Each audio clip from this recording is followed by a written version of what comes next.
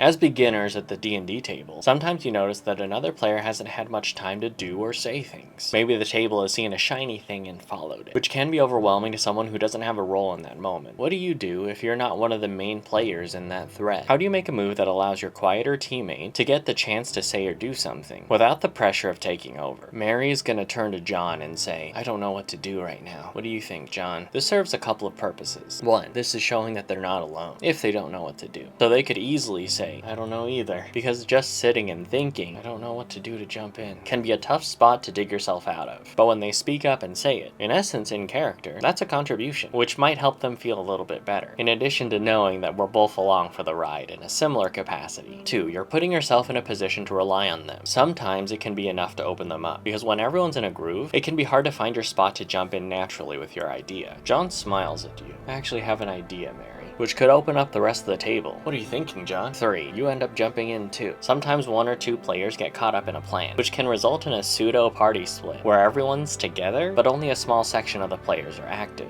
Your chiming in can be the step that reactivates your character too. The main idea is that we can give a teammate the chance to jump back into a moment when they've gone quieter, in a low pressure way that allows them to stay in the background if they feel like it, by simply allowing your character to not know and to ask for their opinion.